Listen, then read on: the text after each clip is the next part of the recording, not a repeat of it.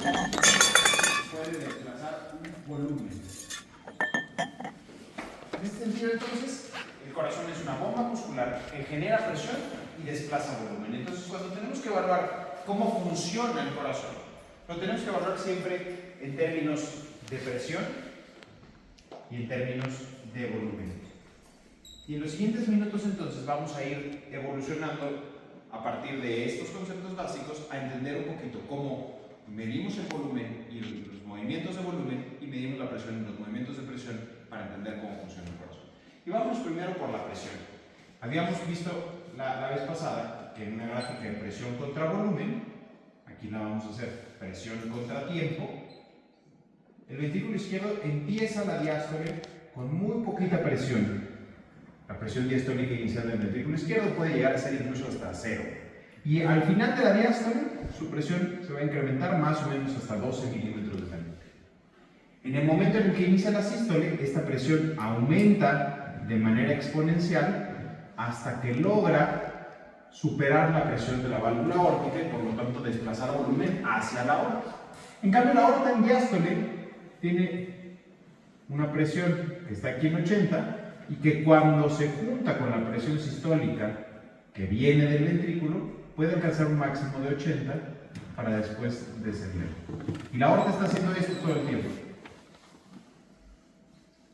Pero el piso de la presión aórtica, para acá, el piso está alrededor de los 80 milímetros de mercurio en un sujeto sano.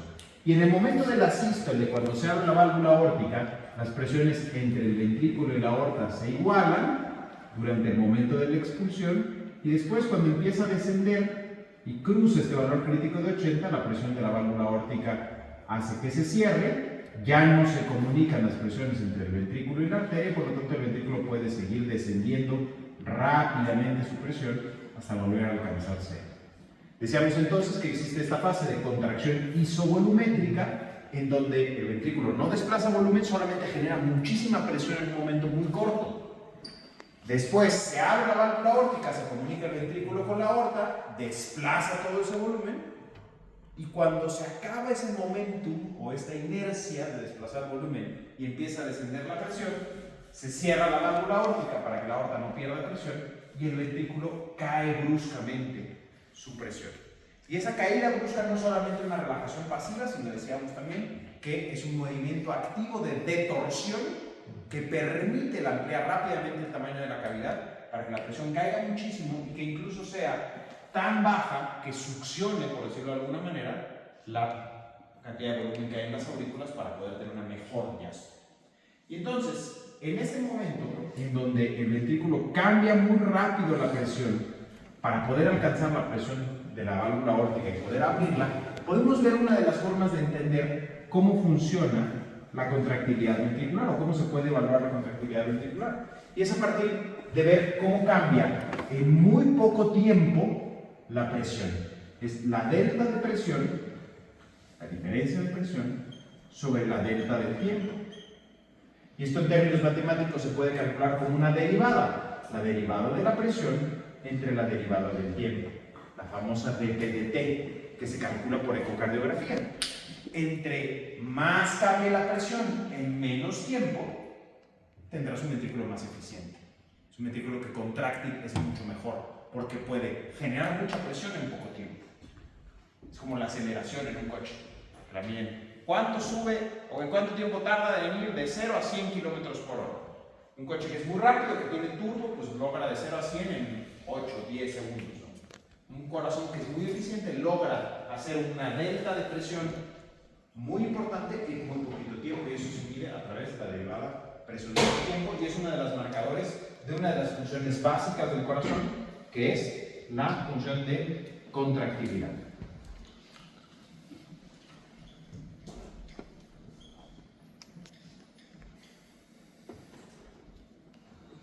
Contractilidad. La contractilidad es una de las variables o de las determinantes, decimos, de función ventricular más importantes, pero es de las más difíciles de evaluar, porque la contractilidad, por definición, es la capacidad que tiene la fibra miocárdica para ¿qué? ¿Para contraerse? No, definiendo no defines, no pueden poner la ¿Cómo definiríamos contractilidad? La capacidad que tiene la fibra miocárdica para Acortarse y distenderse. Y al acortarse, generar presión y desplazar un volumen. La contractilidad es la capacidad intrínseca de la fibra miocárdica para acortarse, generar presión y desplazar un volumen. Y esta contractilidad es difícil de evaluar porque estamos diciendo que es la capacidad intrínseca, independiente de otros factores. Hay factores externos que pueden modificar la eficacia del corazón como bomba, pero que no modifican la contractilidad, sino que modifican otros determinantes de la función ventricular. Ahorita vamos a verlos. Claro, se está acá en cuanto a contractilidad. Pues si tú quieres evaluar contractilidad, tendrías que aislar a la fibra miocárdica de su entorno para que sea la capacidad intrínseca de esa fibra. Y eso en el corazón in vivo es imposible. No lo puedes separar de su entorno. Entonces es muy complicado. Una forma que podemos intentar evaluar esta contractilidad es a partir de la medición de la DPDT, de la derivada de la presión contra la derivada del tiempo, es decir, cuánta presión genera en cuánto tiempo. Otra forma es a partir del cálculo de la elastancia. Ahorita vamos a entender un poquito más en qué consiste este concepto. Es decir, cómo se comporta el corazón a diferentes presiones y volumen. Para tratar de entender un poquito cuál es la capacidad intrínseca independiente de las presiones y de los volúmenes. Otra de las funciones o de las determinantes básicas del corazón que va a regular un poco qué tanto funciona es la precarga.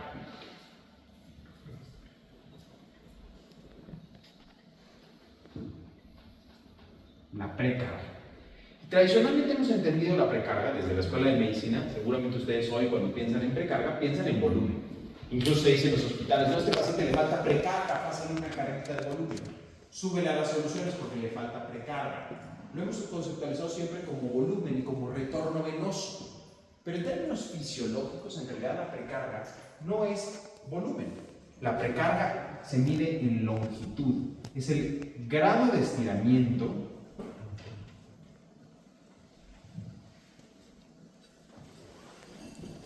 de la fibra miocárdica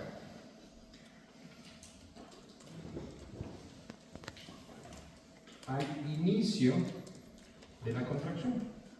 ¿Qué tan estirada está la fibra cuando va a empezar la sístole? Entonces depende mucho la precarga del volumen que le llegó en diástole al corazón, por supuesto, pero depende también de qué tanto se estiró la fibra con ese volumen. No todas las fibras miocárdicas van a tener el mismo estiramiento con el mismo volumen. Hay fibras que con poquito volumen se estiran mucho, fibras que necesitan mucho volumen e incluso presión para poder estirarse. Y lo que define la precarga no es el volumen, sino es el estiramiento.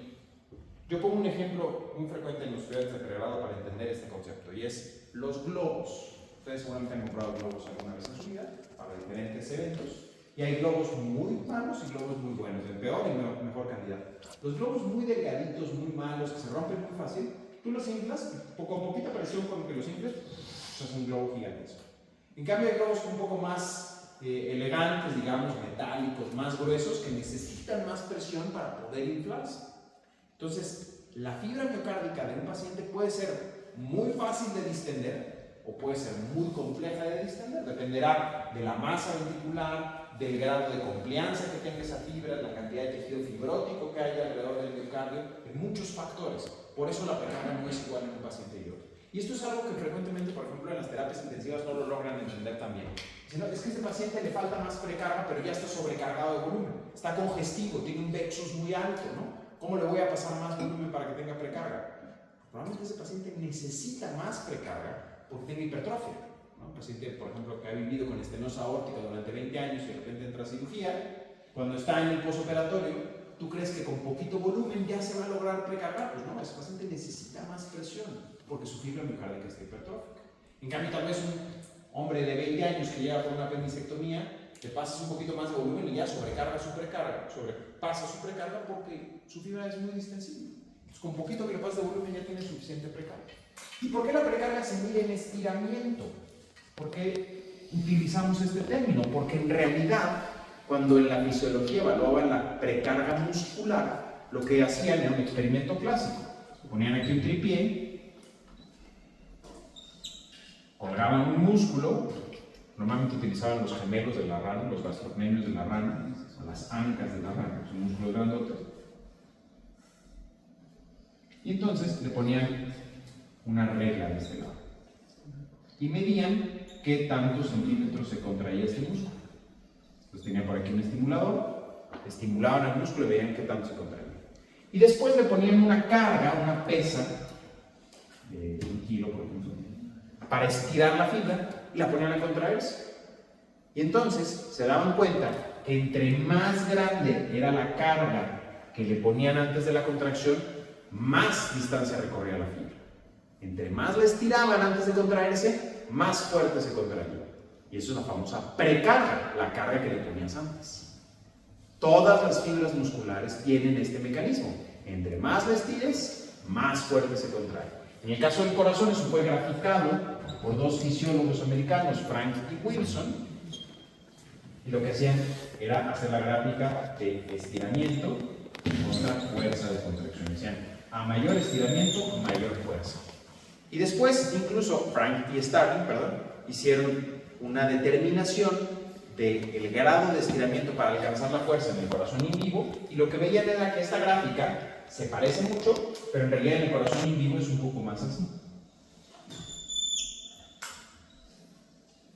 Es decir, tienes un nivel de estiramiento en el que no hay mucho cambio, después un cambio muy marcado, y después por más que le estires no tienes más fuerza, incluso empieza a decrecer. Entonces, la ley de Frank-Starling te dice que a mayor estiramiento, mayor fuerza de contracción hasta rangos fisiológicos. Que si te pasas de esos rangos fisiológicos, lo que va a ocurrir es que ya no tienes más fuerza o que incluso empieces a perder la fuerza. Y la razón molecular es muy sencilla. Si ustedes se acuerdan de sus clases de fisiología en la carrera de medicina, se acuerdan que la contracción del músculo depende de la interacción de actina y miocina. Entonces, si por ejemplo yo tengo aquí separadas a la actina y a la miocina, me van a contraer y se van a recorrer esta distancia, se van a cortar esta distancia. Pero si yo las separo más, como aquí, pues van a recorrer una distancia mayor, entonces me van a dar más contracción. Pero si yo las separo muchísimo, va a llegar un momento en donde no tengan interacción y ya no se puedan contraer y la contracción se vuelva menos eficiente. Entonces, a mayor estiramiento,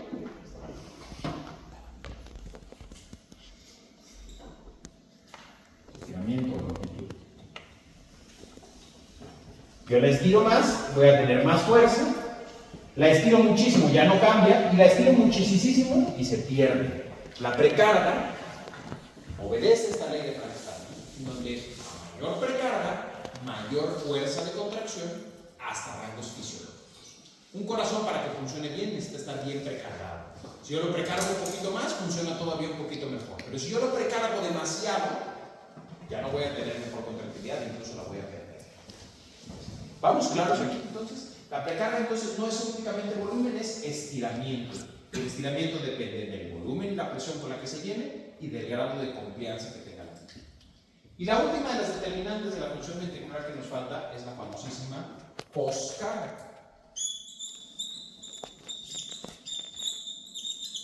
Si esto era la carga que tenía antes de contraerse, la poscarga será la carga que tiene cuando se está contrayendo. En términos fisiológicos, en realidad evaluamos la poscarga como el estrés. El estrés que tiene la fibra miocárdica al momento de la contracción. Y este estrés es todo ese trabajo que tiene que realizar la fibra cuando se está contrayendo. El estrés de una fibra depende de varios factores, y la ley de Laplace lo resume en esta fórmula. Dice, estrés, que es esta sigma, es igual a la presión por el radio entre 2 veces el grosor. Es decir, la presión que tiene que generar el músculo por el radio de la cavidad. Fíjense aquí un ventrículo. La presión que tiene que generar multiplicado al radio o al tamaño de la cavidad y dividido al grosor de la misma. Vamos a suponer un paciente que tiene estenosis aórtica, que es el ejemplo clásico de poscarga elevada. Imaginen ustedes que tiene aquí un paciente con una aorta bivalva bien calcificada, que apenas se puede salir sangre. Para que pueda salir sangre, necesita incrementar de forma muy significativa la presión ventricular. Tiene que aumentar muchísimo la presión para poder abrir esa válvula y poder sacar un poquito. Entonces, la presión dentro del ventrículo se incrementa muchísimo para poder intentar sacar un poquito de sangre hacia la aorta. Aquí está la presión aórtica. Un paciente con estenosis aórtica. Necesitas incrementar muchísimo la presión ventricular para sacar un poquito hacia la aorta. Y aquí entonces vas a tener toda esta diferencia de presión. ¿Cómo se llama esta diferencia de presión? Gradiente. El gradiente entre el pico máximo de la presión sistólica y el pico máximo de la presión sistólica en la aorta se le llama gradiente pico-pico o gradiente máximo. En el ecocardiograma, por ejemplo, además de medir el gradiente máximo, medimos toda esta curva y hacemos un gradiente medio. Eso nos dice que tan grave es la estenosis aórtica. Bueno, todo esto para decir que el ventrículo durante la estenosis aórtica tiene que ejercer muchísima presión para que con eso pueda abrir la válvula. Entonces, se incrementa mucho la presión y esto me va a incrementar mucho la poscarga del ventrículo. ¿Qué hace de manera crónica un ventrículo hipercargado? Un ventrículo que tiene mucha poscarga, para compensar, lo que hace es hipertrofiar la pared, aumentar el grosor. Al aumentar el grosor, reduce la poscarga. Es un mecanismo de compensación porque a mayor presión, mayor estrés, pero es inversamente proporcional al grosor y el grosor lo compensa. Es un mecanismo automático para compensar la poscarga. Por eso, las sobrecargas de presión siempre hipertrofian. Las sobrecargas de presión hipertrofian las sobrecargas de volumen. Entonces, un paciente con estenosis aórtica tiene una sobrecarga de presión, tiene una poscarga incrementada y su respuesta compensadora será la hipertrofia. La próxima vez que alguno de ustedes vaya al gimnasio y empiece a hacer músculo, lo que está haciendo, piensen, es estoy poscargando mi músculo, estoy generando el estrés. El músculo esquelético no genera presión, genera trabajo. No, o sea, si yo estoy cargando en el bíceps, no genero presión, genero un trabajo. A mayor trabajo muscular, mayor estrés. Si es un estrés crónico y sostenido, es decir, si yo voy al gimnasio diario durante muchas semanas, ese músculo va a despertar genes de hipertrofia y entonces voy a tener más masa muscular. Lo mismo le pasa al ventrículo izquierdo. Si yo tengo una estenosis aórtica crónica, voy a despertar genes de proliferación muscular y voy a tener hipertrofia. Y es una hipertrofia que va a intentar compensar este incremento en la poscarga. ¿Claro eso está acá?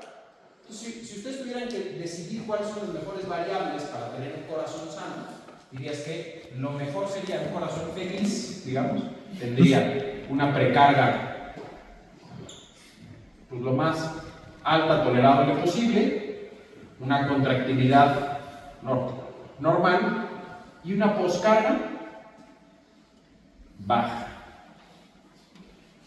Así funcionaría perfecto un corazón, con una precarga normal o alta, una contractilidad normal y una poscarga baja. ¿Y se fijan ustedes? Cuando tratamos a un paciente con insuficiencia cardíaca, buscamos esto. Buscamos que tenga un nivel óptimo de precarga. Óptimo es decir, que sea suficiente para utilizar el mecanismo de Frank Starling, pero que no se pase. Normalmente el corazón en falla cardíaca se pasa y trata de utilizar más de lo que puede el principio de Frank Starling, y por eso se induce una retención de volumen que te da edema después y que al final de eso se complica. Y por lo tanto, muchas veces cuando tratamos a un paciente con falla cardíaca no queremos aumentarle la precarga, sino modular esta respuesta sobrecompensadora del exceso de precarga con el uso de diuréticos. Tratamos de disminuir la poscarga. Por eso, parte de los 4 pilares del tratamiento de la falla cardíaca es el uso de vasodilatadores. ¿Cuál es el principal vasodilatador que se utiliza en insuficiencia cardíaca? IECA o ARA2. El IECA es el principal vasodilatador que se usa en insuficiencia cardíaca y entonces me ayuda a bajar la poscarga. Y contractilidad incrementada. En casos que así lo requieren, el uso de inotrópicos que me incrementen la contractilidad, pues pueden sacar a un paciente de la falla cardíaca y por lo tanto van a poder mejorar todos los desenlaces finales. ¿Claros? Entonces, hasta acá. El corazón tiene la función de generar presión y desplazar un volumen. Para poder hacerlo necesita estas 3 determinantes: precarga, poscarga y contractilidad. La función que tal vez como cardiólogos más nos interesa ver es qué tan bien o mal se contrae, es la que más difícil podemos ver porque la contractilidad depende de qué tanta precarga tiene y a qué tanta poscarga se enfrenta. Y siempre va a haber precarga y siempre va a haber poscarga. Para poder evaluar la contractilidad necesitaríamos aislarle la precarga y la poscarga. Pero ¿qué ocurre si yo evalúo contractilidad en condiciones cambiantes de precarga y poscarga?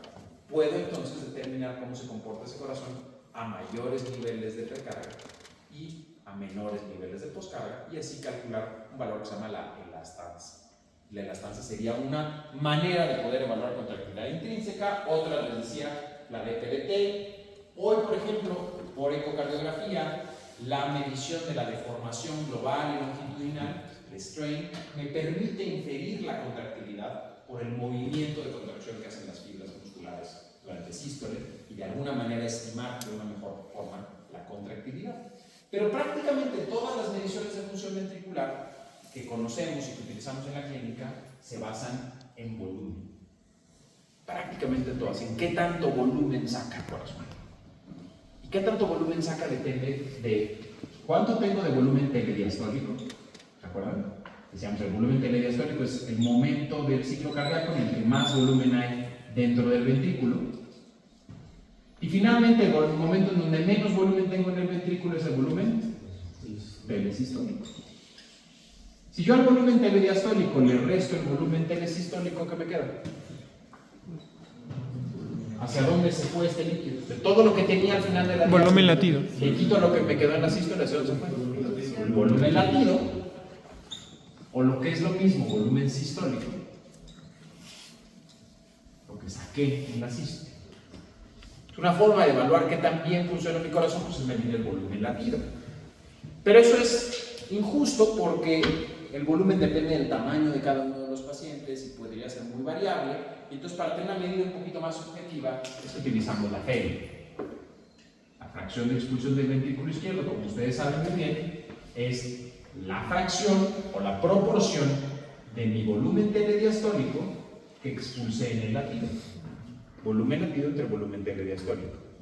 Y esta me da una fracción de expulsión del ventrículo izquierdo. Es un cálculo volumétrico para medir la eficacia ventricular. Sin embargo, no todo paciente con volumen o con fracción de expulsión reducida va a tener compromiso en la circulación. Puedes tener un paciente con FEI baja que viva durante muchos años con una circulación eficiente, porque la circulación de la sangre y el desplazamiento del volumen en el sistema circulatorio no solo depende del volumen latido. Entonces, si queremos evaluar un poquito más detalle la circulación, tenemos que irnos a otros parámetros, como por ejemplo el gasto cardíaco. El gasto cardíaco también es un parámetro volumétrico y depende de qué tanto volumen latido tienes y qué tanta frecuencia cardíaca tienes. ¿Cuánto saco en cada latido por cuántos latidos tengo por minuto? El gasto cardíaco es igual a volumen latido por frecuencia cardíaca. Si yo quiero estandarizarlo, lo pongo como índice cardíaco, que es igual a gasto cardíaco por superficie corporal. O sea, ¿cuánto gasto cardíaco tengo por cada metro cuadrado de superficie corporal? ¿Cuál es el gasto cardíaco normal en un adulto promedio, que mide unos 70 y pesa 70 kilos? 5 litros por minuto. Es un parámetro de volumen. ¿Claro? ¿Está acá?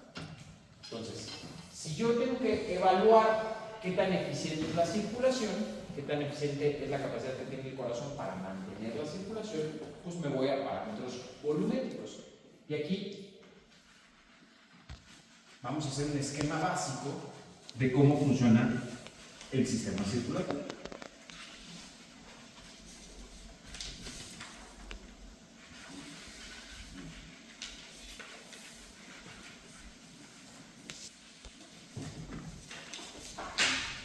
¿Hasta aquí alguna duda?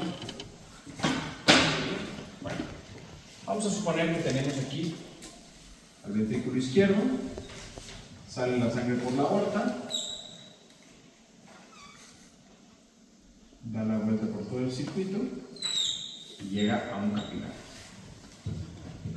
Y después entonces se regresa por las venas hacia la aurícula derecha, ventrículo derecho y finalmente arteria pulmonar. Aquí tengo la circulación pulmonar y el regreso a la aurícula izquierda. Un esquema básico del sistema circulatorio. Entonces, el corazón genera presión para desplazar un volumen. Necesita tener en este punto la mayor presión de todo el circuito y en este punto la menor presión de todo el circuito. Porque para que se desplace un volumen en un sistema circulatorio o en un circuito necesitas un gradiente de presión. Necesitas tener más presión en un extremo y menos presión en otro. ¿Cómo calcularíamos en el sistema circulatorio humano ese gradiente de presión? Pues diríamos que el gradiente de presión en este circuito, la delta de presión, va a ser igual a la presión arterial menos la presión venosa. Con cuánta presión sale por las arterias y con cuánta presión regresa por las venas. Y esto va a ser muy relevante para entender cómo funciona la dinámica circulatoria. La presión que vamos a utilizar aquí para referencia es la tensión arterial media. Y la presión que vamos a utilizar como referencia aquí va a ser la presión venosa central. Entonces necesitas tener una tensión arterial media que sea superior a la presión venosa central para que se dé la circulación en ese sentido. Y esto es sobrepasado por la fisiología humana, es decir, muchísimo mayor la tensión arterial media. La tensión arterial media normal, ¿cuánto es? 70-80. 70-80. Como 93 o 92. Bueno, no. Y la presión venosa central en milímetros de mercurio ni siquiera se puede medir, que mide en centímetros de agua, entonces es 0 milímetros de mercurio. Tienes una delta mayor a 90 milímetros de mercurio. Por lo tanto, por supuesto que te fluye la sangre, sin ningún problema. Ahora, además de esta diferencia de presión, tú vas a tener resistencia. Resistencia al flujo de la sangre, las famosas resistencias periféricas. Y de acuerdo a la ley de Ohm, que ustedes seguramente vieron en física en la prepa, para electricidad, pero en realidad funciona para cualquier fluido, la ley de Ohm te dice que el flujo en un sistema, que se abrevia como Q, va a ser igual a la diferencia de presión entre las resistencias. El flujo va a ser igual a la diferencia de presión entre las resistencias. En términos circulatorios sería el gasto cardíaco es igual a la diferencia de presión entre las resistencias. Gasto cardíaco ya sabemos que se puede obtener por volumen latido por frecuencia cardíaca, que eso lo podemos obtener por métodos de imagen, se puede calcular por ejemplo por el eco, pero existen otras maneras de calcular el gasto cardíaco. Uno de los métodos clásicos para calcular el gasto cardíaco, que tiene muchas inconsistencias, pero es útil desde el punto de vista de conocer fisiología, es el método de Fick. El método de Fick me dice que si yo puedo conocer con cuánto oxígeno, con cuánto contenido de oxígeno sale la sangre arterial, con cuánto contenido de oxígeno llega a la sangre venosa y la tasa de consumo a nivel periférico, yo puedo inferir el gasto. Es decir, si yo conozco con cuánto oxígeno sale la sangre del corazón, con cuánto oxígeno regresa y cuánto me roban en el camino, puedo calcular qué tan rápido se fue. Otro ejemplo clásico que yo pongo siempre, que alguno de los que por aquí estuvo conmigo en pregrado lo conoce, es, imagínense ustedes que yo les digo que traigo aquí en la cartera el efectivo que me pagaron ayer. Te voy a dar aquí, que no te van a saltar, entonces te voy a dar el efectivo. Doy 5,000 pesos. Llévatelo de costar al HCBC que está aquí en Tlapa. Entonces yo conozco cuánto tengo. 5,000. Vas a llegar allá, lo vas a depositar y un cajero va a contar cuánto me llegó. Entonces me va a decir con cuánto llegaste. Y yo sé la tasa de robo que hay aquí en la colonia Belisario Domínguez, que es bastante alta, por cierto, pero bueno, supongamos para este ejemplo que es de 1 peso por minuto, la tasa de robo, 1 peso por minuto. Entonces, si yo te di 5,000 y llegas con 4,000 al banco, y la tasa de robo es de 1 peso por minuto, sé que te tardaste 1,000 minutos en llegar.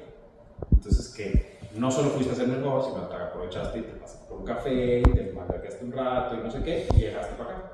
Entonces puedo calcular con qué velocidad recorriste el circuito, conociendo cuánto te di, cuánto llegó y la tasa de robo constante. El método de Fick así funciona. Yo puedo decir con qué velocidad corrió un eritrocito, sabiendo con cuánto oxígeno salió, con cuánto oxígeno llegó y la tasa constante de robo. Entonces, la fórmula de Fick en realidad dice el contenido arterial de oxígeno, que depende de la saturación y la hemoglobina, menos el contenido venoso, que depende de la saturación y de la hemoglobina, entre el consumo de oxígeno. Me va a dar el gasto cardíaco. Nosotros prácticamente no calculamos por FIC por varias razones. Una de las principales detrimentos es que el consumo nunca es constante. O sea que esta tasa de robo hipotética ni siquiera para este ejemplo funciona porque no es igual todos los días, no es igual a todas horas, no es igual a todas las personas. Igual en los pacientes, el consumo no es igual cuando es un paciente adulto que el niño, que séptico, que respuesta inflamatoria sistémica que normal, que con entrenamiento físico, sin entrenamiento. Entonces, poco práctico. Pero lo que sí sigue siendo muy práctico es este concepto que a mayor velocidad, a mayor gasto, mayor saturación venosa. O sea, la saturación venosa central sí depende del gasto. Entre más rápido se va el eritrocito, más saturado va a llegar al extremo venoso. Y por lo tanto, como ustedes usan mucho en urgencias y en los servicios críticos, la saturación venosa se vuelve una derivada del gasto cardíaco. Porque a mayor saturación venosa quiere decir que el eritrocito corre más rápido, que hay más gasto. A menor saturación venosa quiere decir que el eritrocito se fue más despacito y le fueron pegando todo el oxígeno en el camino. ¿De acuerdo? Entonces el gasto cardíaco por fin se calcula utilizando dos gasometrías, una arterial, una venosa, y con eso, conociendo la hemoglobina y el consumo, podemos calcular el gasto cardíaco. Existen otros métodos de cálculo que no me voy a detener ahora y ya van a ver con mucho detalle en los talleres de monitoreo hemodinámico con el Dr. Mansur, particularmente el método de la termodilución con el catéter de Swan-Ganz, los métodos no invasivos a través de ecocardiografía, que permiten tener una medición mucho más fidedigna del gasto cardíaco. Pero ahora, además del gasto, si yo ya conozco este gasto, ya conozco el gasto cardíaco, ya conozco la delta de presión porque esa se la puedo medir a un paciente, puedo calcular las resistencias. Si despejo esta fórmula me va a decir que resistencias van a ser iguales a la delta de presión entre el gasto cardíaco. Entonces puedo calcular las resistencias. Y las resistencias vasculares me van a servir muchísimo para saber si en este sistema circulatorio la razón de su fallo fue una pérdida del gasto o fue una pérdida de las resistencias. Sabemos que la tensión arterial media, que es la principal determinante para que la sangre se mueva, depende del gasto cardíaco, pero también depende de las resistencias periféricas.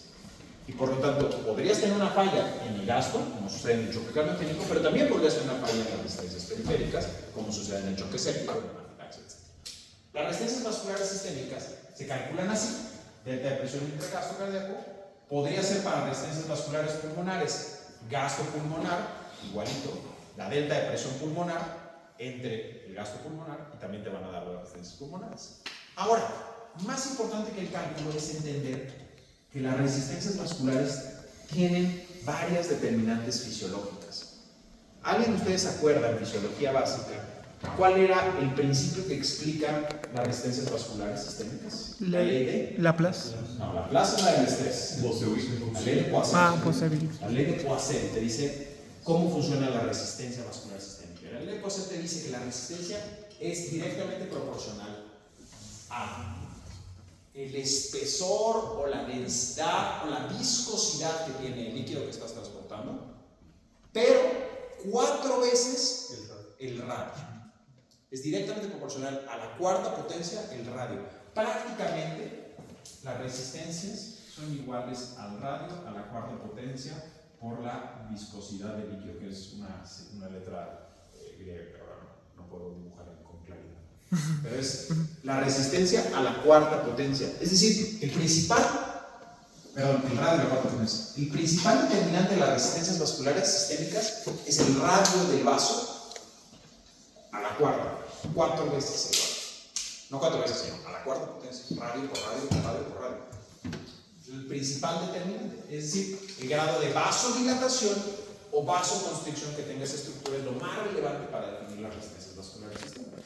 ¿Cuál sería el perfil hemodinámico, por ejemplo, de un paciente que tiene pérdidas las resistencias, como en un choque séptico? Pues sería un paciente que tiene resistencias vasculares sistémicas en el suelo con gasto cardíaco normal o intermitente. Y ese sería el choque el choque distributivo típico. Tensión arterial media baja con resistencias perdidas y gasto cardíaco. ¿Vamos claros hasta acá? Okay. Entonces, en términos de volumen, ¿cómo evaluamos la función del corazón? La más sencilla es a través de la FEBI, volumen latido entre un volumen telediastólico, la más completa para ver la circulación es el gasto cardíaco, en términos de volumen. En términos de presión, ¿cómo evaluamos el funcionamiento del corazón? La parte sistólica a partir de la DPDT, por ejemplo, que es una forma de evaluar cuánto cambia la presión en el tiempo, podemos evaluar la función sistólica del corazón. Y ahora nos queda la función diastólica. La función diastólica en términos de presión se evalúa midiendo qué tanta presión necesita esa cavidad para poder ser llenada. Es decir, cuál es la presión telediastólica, la D2 del medio. A mayor presión telediastólica que requieras para empezar la sístole, tienes mayor disfunción diastólica. Por eso un paciente con disfunción diastólica lo que va a tener es una presión de llenado incrementada. La D2 del medio incrementada. Alguien por ahí decía, bueno, ¿cómo puedo diferenciar un paciente con insuficiencia cardíaca de fracción de expulsión conservada? Es muy fácil que un paciente con fracción de expulsión reducida, yo le calculo la FEBI va a estar baja y hago el diagnóstico. Pero cuando tengo una FEBI normal, ¿cómo puedo evidenciar que sí tiene insuficiencia cardíaca, que su corazón no le está funcionando? Si tiene una FEBI normal, ¿por qué no le está funcionando el corazón? Algo tiene que tener anormal. ¿Qué va a tener anormal ese paciente? Las presiones de llenado.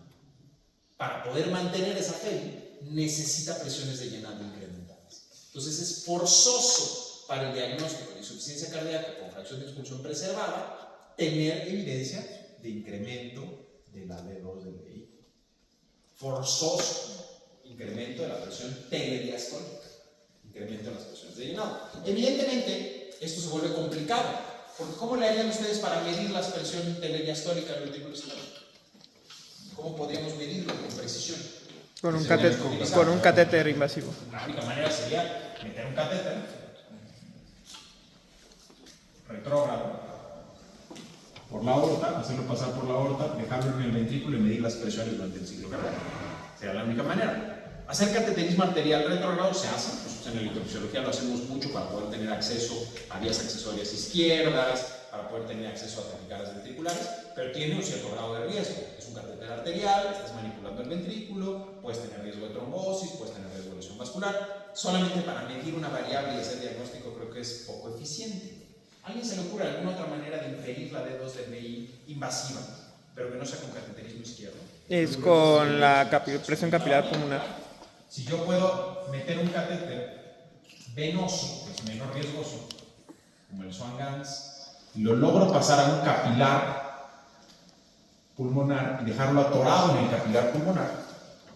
Cuando yo lo enclavo, que es lo mismo, lo atoro en un capilar pulmonar, puedo medir la presión en este extremo, la presión capilar pulmonar. Y la presión capilar pulmonar debe ser igual a la presión auricular izquierda.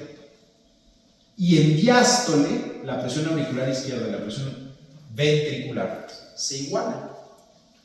Entonces, en diástole, las presiones del ventrículo izquierdo y de la aurícula izquierda y del capilar pulmonar son iguales. Por lo tanto, la presión capilar pulmonar me puede dar la medición de la presión diastólica del ventrículo izquierdo. Pero tengo que tener una condición clave para que esto sea real. La válvula mitral tiene que ser normal. Válvula mitral íntegra. ¿Qué pasa si yo tengo una estenosis mitral? Lo que voy a estar midiendo es la presión de la aurícula izquierda, no la del ventrículo, porque está estenosada la válvula.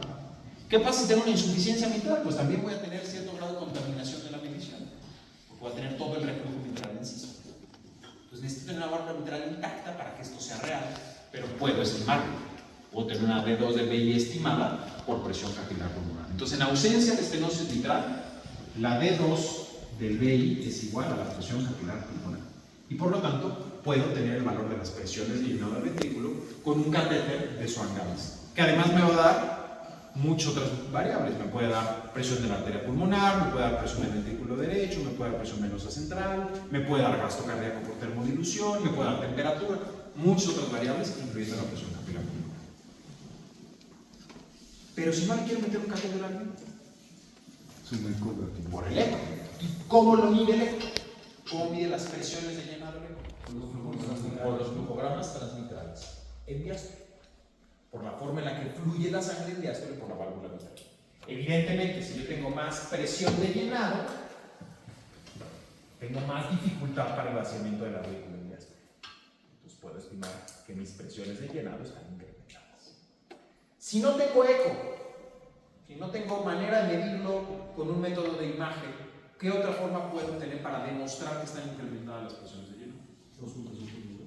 Auscultación pulmonar, sí. Aunque podría ser variable, porque puedes tener congestión de bajas presiones. Existe el edema pulmonar de bajas presiones, ¿no? Como en los pacientes que tienen respuesta inflamatoria externa. La radiografía de tórax me va a dar hipertensión venocapilar, podría ser un método, sí. ¿Qué otro? Ultrasonido pulmonar, ¿no? También me va a dar líneas B, congestión, aunque puede haber congestiones de bajas presiones. Uno más específico de sobrecarga ventricular. Marcador más específico de sobrecarga ventricular que no es por presión. ¿ProBNP? ¿Perdón? ¿ProBNP? Exacto. Biomarcadores. Péptidos natriuréticos. La elevación de BNP me habla de sobrecarga de trabajo de las cavidades cardíacas. Y entonces una manera de hacer este diagnóstico de insuficiencia cardíaca con FEBI preservada es que yo tenga síntomas y evidencia de presiones de llenado incrementadas, ya sea por hemodinámica invasiva, hemodinámica no invasiva, por métodos de imagen o biomarcadores de eso. Biomarcadores de sobrecarga en este caso. Y así puedo establecer un diagnóstico. ¿Más o menos claros entonces? ¿Seguros? Entonces, para que podamos entender un poquito más cómo funciona la circulación, necesitamos tener muy claros estos conceptos de precarga, poscarga y contractilidad. Muy claros. Yo creo que la explicación más clara que existe en la literatura mundial, no estoy exagerando, es la que hace el doctor Guadalajara. El doctor Guadalajara lo hace además muy claro, o sea, no es la más completa, sino sobre todo es la más didáctica que existe en la literatura. Y por eso, en el módulo de fisiología, una de las bibliografías que tienen ustedes ahí sugeridas básicas, y yo creo que es lectura obligada cuando salgan de la clase del día de hoy, es un articulito que se llama Entendiendo la insuficiencia cardíaca, del doctor Guadalajara. Está en Archivos de Cardiología, publicado como en el 2006, por ahí. Está disponible para todas partes, lo pueden descargar. Esa es la base para que entiendan esto y para que entiendan cómo funciona el corazón y para que entiendan la insuficiencia cardíaca. El doctor Guadalajara, por ejemplo, él estaba en contra de este término, la insuficiencia cardíaca de fracción de expulsión reducida. Pero a muerte se llegó a pelear, pararse en la sesión, mentar madres, en contra. Porque él dice que es otra enfermedad, que no le deberíamos de llamar insuficiencia cardíaca. La insuficiencia cardíaca de fracción de expulsión reducida es en realidad disfunción diastónica, insuficiencia cardíaca diastónica. Y que eso es otro concepto. Y tiene mucho sentido. El primero de los puntos que tiene el doctor Guadalajara clave, que esto va a ser difícil que ustedes lo vean en la literatura porque es un concepto muy de él, pero que tiene mucha razón, es el pronóstico de la enfermedad es completamente diferente. El tratamiento de la enfermedad es completamente diferente. En la insuficiencia cardíaca de fracción de expulsión reducida, automáticamente al tener una FEBI baja, bajar tu volumen latido, bajar tu gasto cardíaco, lo que tienes que hacer es compensar. ¿Cómo compensas? Si te baja el volumen latido, una manera rápida de compensar el gasto cardíaco es subiendo la frecuencia o perdiendo la variabilidad de la frecuencia cardíaca. Y además, si tú incrementas las resistencias periféricas, mantienes una tensión arterial media. ¿Y cómo puedes hacer esos mecanismos rápido? Activando el sistema nervioso autónomo, el sistema nervioso simpático. El paciente que cae en fracción de expulsión reducida automáticamente activa el sistema nervioso simpático y entonces tienes pérdida de la variabilidad de la frecuencia cardíaca, con eso aumenta un poquito del gasto, aumento de las resistencias periféricas. Y además, activas el eje renina-angiotensina-aldosterona para reabsorción de volumen y utilizar la precarga como mecanismo de compensación. ¿Cuál es la piedra angular del tratamiento de la falla cardíaca? Modular el eje renina-angiotensina-aldosterona con IECA, ARA2 o sacubitrilo valsartán y moderar la respuesta simpática con beta-bloqueadores. Esos tratamientos han demostrado en falla cardíaca con FEBI preservada la misma reducción de mortalidad que en falla cardíaca con FEBI reducida. No, pero ni lejos. Un punto. Siguiente punto. En un paciente que tiene insuficiencia cardíaca con FEBI reducida, el moderar la precarga le ayuda poco. Es decir, el uso de diuréticos le ayuda sobre todo para la congestión, pero en términos generales le ayuda un poco. En un paciente que tiene FEBI preservada, el uso de diuréticos le ayuda muchísimo menos. O sea, prácticamente no le mejora. En un paciente con FEBI preservada, mejorar otras condiciones como sobrepeso, obesidad, función pulmonar, aspectos metabólicos, le va de maravilla. Al paciente con FEBI baja, pues le cambia poco la vida. Son dos enfermedades diferentes, con dos tratamientos diferentes, pero que la bronca es que se expresan clínicamente con el mismo síndrome, que es insuficiencia cardíaca. El paciente que tiene fiebre preservada o fiebre reducida te va a llegar al consultorio con el mismo síntoma. Doctor, tengo disnea de esfuerzo, tengo deterioro clase funcional. Los dos te llegan con el mismo síntoma, pero en realidad las etiologías son diferentes. Entonces son dos enfermedades que tienen etiologías diferentes, cursos y tratamientos diferentes, pero que se expresan en el mismo síndrome clínico. Eso creo que tiene mucha razón. Hoy las englobamos en el mismo, pero afortunadamente ya hemos reconocido con mucha claridad que la insuficiencia cardíaca de fiebre preservada se cuece aparte.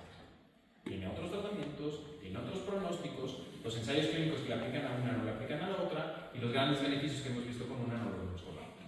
Ni siquiera, por ejemplo, para sacudir-valsartán. Sacudir-valsartán en fiebre preservada creíamos que iba a ser buenísimo y tampoco demostró mucho.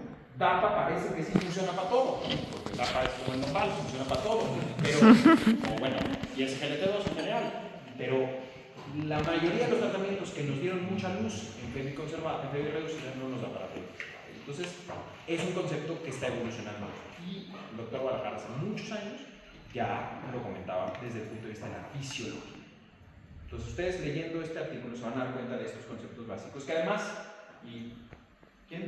¿hay alguno aquí que esté rotando en medicina interna que no sea reciente de cambio? Yo por ahí vi el martes alguno, pero creo que ahora ninguno. Entonces estamos un poquito más en confianza. Entender esto nos diferencia automáticamente de los intensivistas. Automáticamente. El cardiólogo sabe fisiología cardíaca. Y sabe esto desde el punto de vista de la fisiología cardíaca y van a entender un poquito más adelante cómo las valvulopatías lo cambian, cómo las cardiopatías congénitas lo cambian, cómo las miocardiopatías lo cambian, cómo ese proceso fisiopatológico hace que el paciente se comporte diferente. El intensivista normalmente es diferente. Y esa diferencia, por pequeña que parezca, hace grandes cambios en la forma en la que abordamos nosotros a los pacientes. Y ocurre, la experiencia a mí me lo ha dado, ocurre ese concepto básico de una forma de pensar básica, diferente entre el cardiólogo y el intensivista, entre el cardiólogo pediatra y el intensivista pediatra, por ejemplo, es completamente diferente. Porque nosotros siempre vamos a regresar a estos términos básicos. ¿Cómo está la precarga? No en términos de volumen, sino en términos de elasticidad. ¿Cómo está la poscarga? No solamente en términos de presión y de resistencia, sino en términos de estrés y de radio de la cavidad. ¿Cómo está la contractilidad en términos de DPDT de la stanza? Mucho más que solamente parámetros medibles directamente por el monitoreo invasivo. Entonces, bueno, ya van a ir ustedes evolucionando en ese concepto para que sean buenos cardiólogos. ¿Alguien tiene alguna duda? ¿Algún comentario acá? ¿Nada? ¿Claros? ¿Seguros? Entonces, tarea de la clase pasada que no me tienen que entregar, pero que tienen que hacer para quedar bien con ustedes mismos. El esquema de Vick está todo en la cabeza. La segunda tarea que no me tienen que entregar, porque sí les vamos a evaluar en el examen, es leer el artículo Entendiendo la insuficiencia cardíaca del doctor Guadalajara. Es el más relevante. Por razones de manichismo científico, tal cual. Hay muchos programas de cardiología. A mí, por razón natural, me toca evaluar los programas de cardiología clínica de toda la UNAM. Entonces yo voy y evalúo los cursos de otras áreas. Y me creerán que estos conceptos no los revisan en ningún lugar. Y me creerán además que el artículo que yo creo que es el más fácil de entender para un estudiante que está empezando cardiología, que se llama Entendiendo la insuficiencia cardíaca, nadie lo lee. ¿Y sabe por qué no lo lee? Porque está escrito en español y porque está publicado en archivos de cardiología. Se están perdiendo de una joya de la explicación didáctica en 6 hojas solamente porque está en español y está escrito en México. Entonces, es el manichismo científico. Vamos a tratar de vencerlo y ustedes además tienen la oportunidad de poder vencerlo más. ¿Vale? Bueno, entonces ya cuando nos vemos la próxima.